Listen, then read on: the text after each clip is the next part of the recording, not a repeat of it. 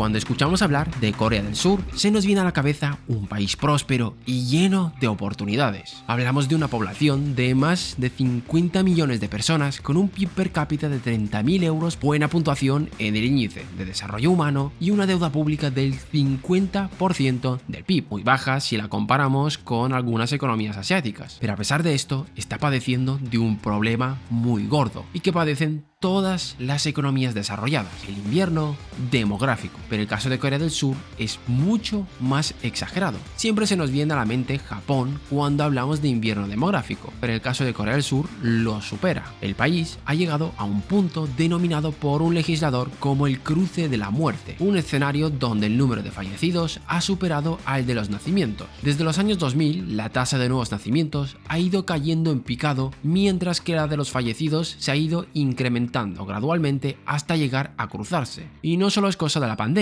este gráfico se cruzó antes de esta. Para poner más datos sobre la mesa, en julio del 2023 hubo solo 19.102 nacimientos nuevos, convirtiéndose en la primera vez que la cifra bajase en julio de los 20.000 desde el año 1981. Y en ese mismo mes, el número de fallecidos fue de 28.232 personas, siguiendo así una tendencia de 45 meses donde el número de nacidos es menor al de los fallecidos. ¿Por qué hay ese tremendo colapso demográfico? Y lo más importante, ¿cómo lo están combatiendo? Hoy responderemos a esas preguntas, así que no me enrollo más, poneros cómodos, que empezamos.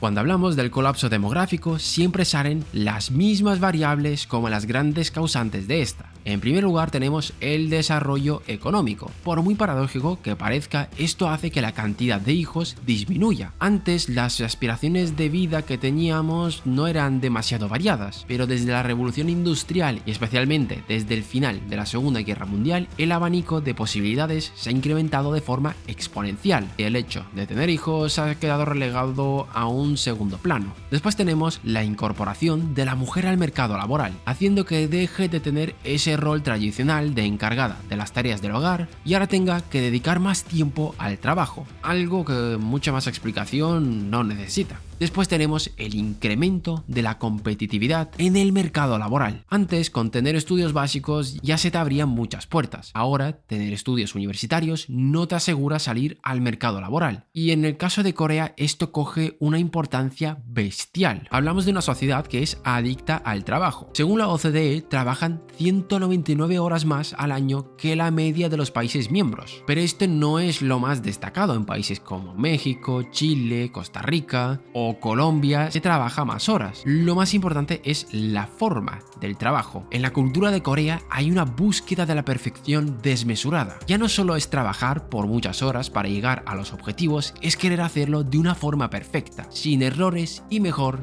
que el resto, creando así una competencia salvaje dentro de la sociedad, provocando una atomización social. Las personas piensan en su trabajo y no ven nada más en su futuro. Esto también es causante de una gran frustración y como consecuencia de esto depresión y elevadas tasas de personas que se quitan la vida. Lo llamaremos desvivir porque a YouTube no le gusta la palabra. En un estudio se encontró que la cantidad de personas que desvivían estaban directamente relacionadas con una mayor tasa de aislamiento y que estos fenómenos se daban sobre todo en zonas más urbanizadas. Hablamos del país de la OCDE con la tasa más elevada de estos sucesos en el 2021 con 13.400 casos. Evidentemente genera el triste resultado de que menos personas vayan a poder hacer un plan de vida, es decir, formar una familia y pasar el relevo a las generaciones venideras. Pero ahora bien, ¿qué consecuencias está provocando este envejecimiento de la población sobre la economía y la sociedad del país?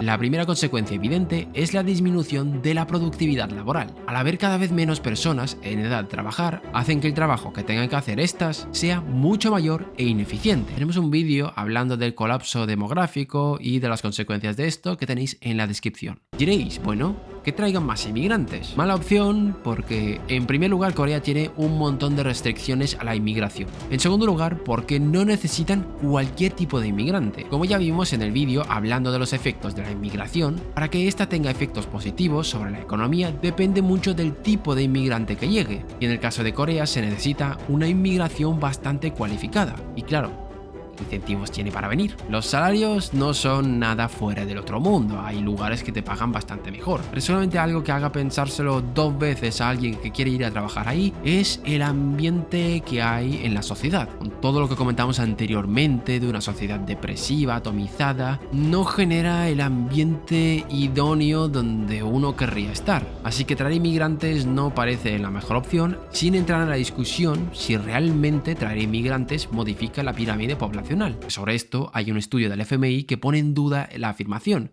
pero bueno, eso es otro tema. El segundo problema que genera este invierno demográfico es el desvío del gasto. Y para entender bien este problema, introduzcamos el concepto de coste de oportunidad, bastante usado en economía. El coste de oportunidad hace referencia a aquello que rechazamos cuando tomamos una decisión. Si yo tengo que elegir entre gastar mi dinero y ahorrar, el coste de oportunidad será aquello que rechace. Si yo elijo gastar, estoy rechazando el ahorrar y tener dinero para un futuro, para aquello que me venga encima. Mientras que si elijo ahorrar, estoy rechazando la felicidad inmediata que me hubiese producido gastar en lo que hubiese tenido que gastarlo. Para el caso demográfico, esto se relaciona de la siguiente forma.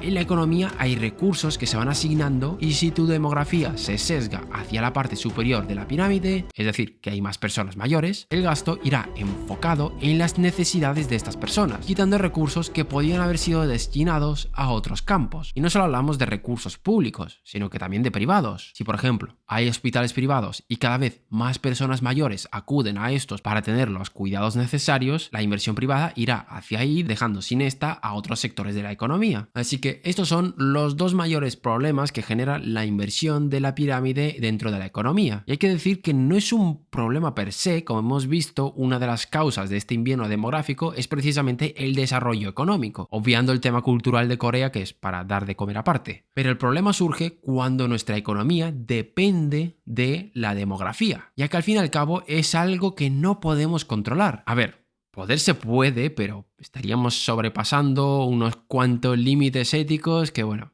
no creo que sean muy aceptados. Pero Corea ha encontrado una forma de desligarse de la demografía y que poco a poco esta deje de tener tanto protagonismo dentro de la economía. Y hablamos de los robots.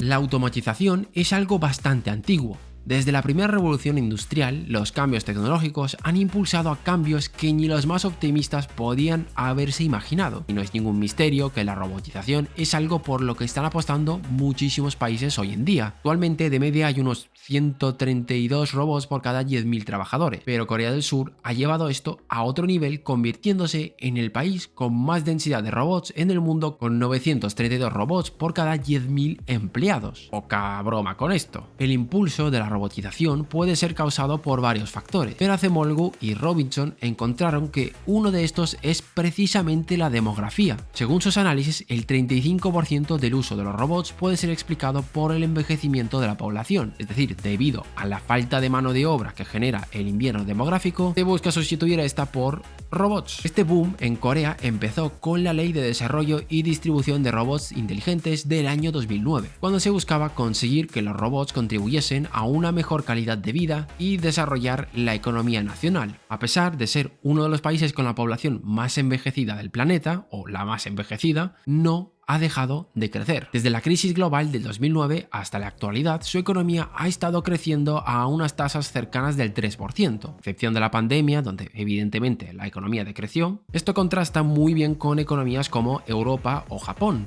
donde la población también está envejeciendo, pero en esos casos está estancando la economía. Ahora bien, ¿cómo pueden los robots solucionar el problema demográfico? La clave está en la productividad. Y no hablamos de lo que muchos entienden por productividad, hablamos de producir más con menos. Los robots suelen encargarse de tareas repetitivas como por ejemplo la inspección industrial en plantas químicas o petrolíferas, trabajos bastante arriesgados pero que hay que realizar. Ahora muchos de esos trabajos son realizados por robots, implicando una reducción del coste de hasta un 50%. ¿Y os acordáis del coste de oportunidad? Todo este ahorro puede reinvertirse en otras áreas, liberando así muchísimos recursos. La robotización hace que se demanden empleos de mayor valor añadido, generando más riqueza dentro dentro de la economía, además del incremento de productividad que genera en las áreas robotizadas. Y para el caso de Corea del Sur, esto se ve amplificado ya que es el país de la OCDE con mejores resultados académicos. Y diréis, ¿por qué esto es relevante? Por lo que acabamos de comentar, una mayor robotización demanda mayor cualificación, aunque en el caso de Corea esto se ve muy influenciado por su cultura de la perfección, lo que comentamos anteriormente de que llevan su cultura del esfuerzo al límite, y esto se ve reflejado en su sistema educativo, que no solo es uno de los mejores del mundo, sino también uno de los más exigentes. Por eso Corea del Sur, a pesar de ser un país muy envejecido, no está notando tanto los efectos de este invierno demográfico. La robotización ha llegado a tal punto que son los robots los que se encargan del cuidado de los mayores. Esto genera bastante controversia, lo sé, pero ellos parece que aceptan que esto sea así.